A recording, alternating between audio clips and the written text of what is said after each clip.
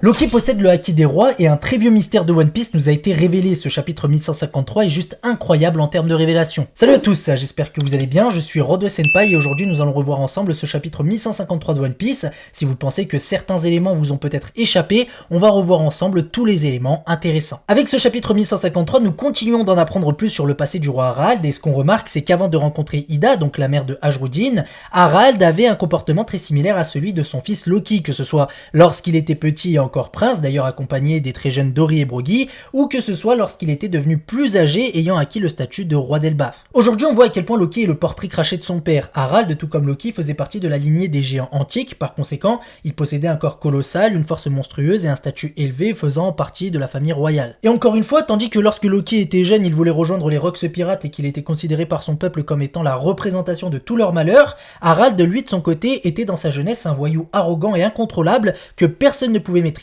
et qui a voyagé dans le monde des humains en tant que pirate. Mais tout ça a changé lorsque Harald a rencontré Ida. Celle-ci lui a fait comprendre très rapidement qu'il avait tort de se sentir supérieur aux humains, elle qui a été sauvée par ce peuple. Et donc accompagné d'Ida, Harald va lors de ses voyages constater de plus en plus à quel point il pouvait apprendre des humains, jusqu'à ce qu'il y a 105 ans sur Elbaf, celui-ci décide de faire de son royaume un lieu officiellement plus ouvert au monde extérieur. Et donc de la même manière, on pourrait imaginer que Loki, après sa rencontre avec Luffy, pourrait avoir un changement de comportement assez similaire. Ensuite, il y a 80 ans, Ida mettra au monde le premier fils du roi Harald, Ajrudin, sauf que Ida n'étant pas de sang pur, leur mariage fut rejeté. C'est alors qu'on présentera à Harald de sa future épouse, dame Estrid, qui, tout comme lui, possède le sang noble des géants antiques. 10 ans plus tard, donc il y a 70 ans, on pourra constater que l'ouverture d'Elbaf au monde n'a pas seulement profité aux géants et que les humains apprendront beaucoup d'eux, notamment des techniques de navigation qui ont facilité les humains, tandis qu'à cette époque, les mers étaient particulièrement agitées. Il faut aussi savoir que depuis que Harald a décidé de s'ouvrir au monde, celui-ci a beaucoup voyagé et a découvert de nombreux pays, comme l'île des hommes poissons,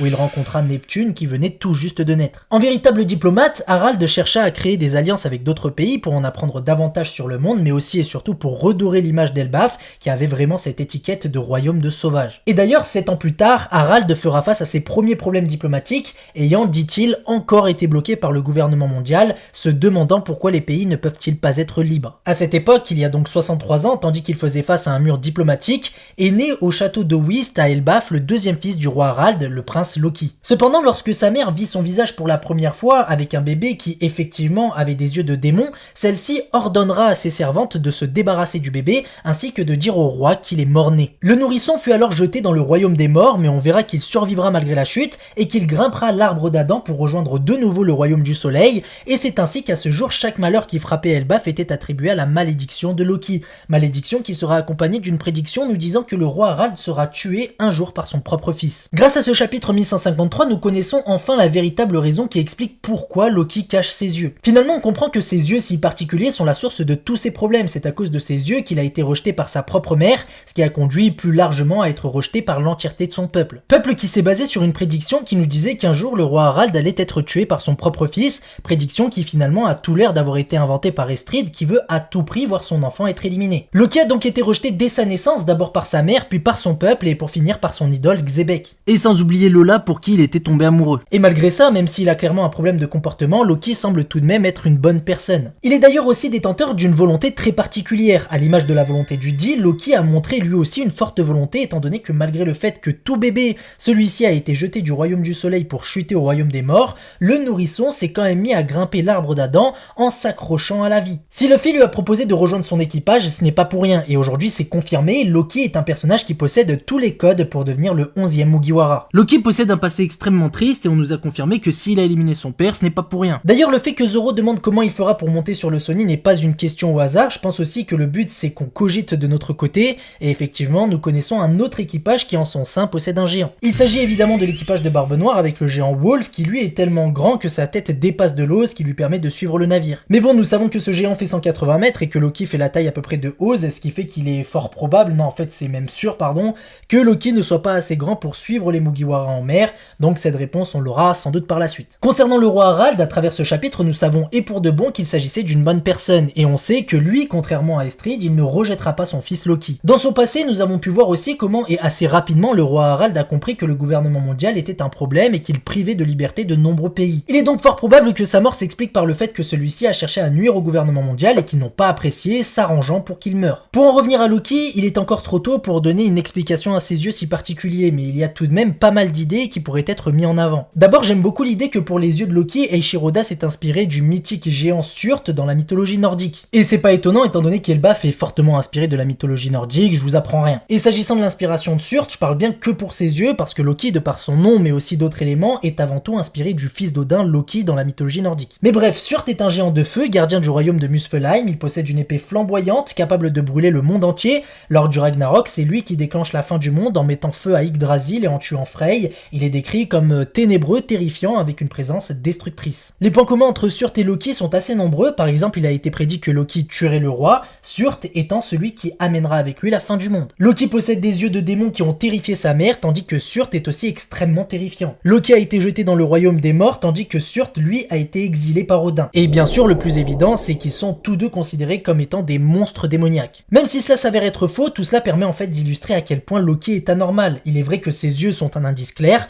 mais le fait de le voir grimper l'arbre d'Adam du royaume des morts jusque je ne sais où le confirme encore plus. Loki n'est effectivement pas un être banal, car il ne faut pas non plus oublier que la prédiction concernant le fait qu'il va tuer le roi Harald n'est pas la seule à son égard. En effet, Loki fait partie des individus alliés à Joy Boy ou à Nika dans la bataille illustrée dans les fresques qui accompagnent les textes du Alley. Loki a donc une destinée qui n'est pas celle qu'a partagée sa mère, mais qui est plutôt de rejoindre Luffy dans la bataille finale qui engloutira le monde. Je pense aussi que les yeux de Loki vont beaucoup jouer dans ses capacités de combat. On a été beaucoup à penser que Loki avait un puissant acquis de l'observation lors de son introduction, mais maintenant qu'on voit ses yeux, on pourrait très bien imaginer que ces yeux si particuliers lui permettent d'utiliser un acquis de l'observation d'une puissance complètement démesurée qui dépasserait tout ce qu'on a pu voir jusque-là. Il est probable qu'à l'issue de cet arc, grâce à ses prouesses, Loki devienne le héros d'Elbaf, en ayant donc repoussé la menace que représentent Imu et les Chevaliers Divins. Le seul problème, c'est que Imu étant l'ennemi ultime de l'œuvre, je la vois mal perdre son combat alors qu'elle entre pour la première fois en scène. Pour en revenir rapidement à la puissance de Loki, j'aimerais aussi parler du fait qu'il nous a été dit dans le manga que lorsque Loki a cherché à quitter Elbaf,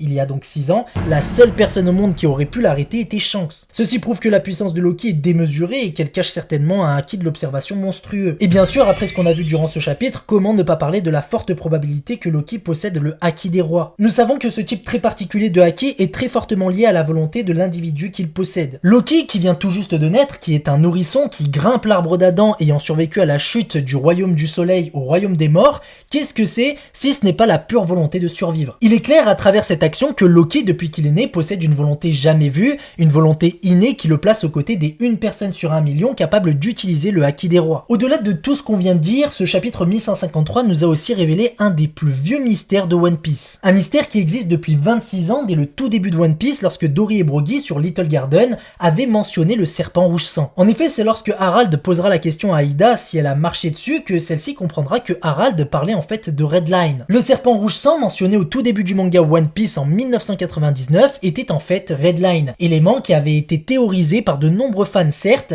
mais aujourd'hui c'est officiel. Face à cette révélation, ensuite à la présence d'un immense serpent dans la fresque qui accompagne les textes du Alley, et pour finir le fait que dans la mythologie nordique il existe un serpent dont le corps fait le tour du monde du nom de Jormungand, mythologie nordique dont je le rappelle, Oda s'inspire fortement pour l'arc Elbaf, comment ne pas penser que Red Line pourrait être en fait un véritable serpent géant qu'Imu animera durant la bataille finale, ce qui ferait des dires de Dory et Brogy au tout début de One Piece un des plus gros foreshadowing de toute l'histoire de l'œuvre.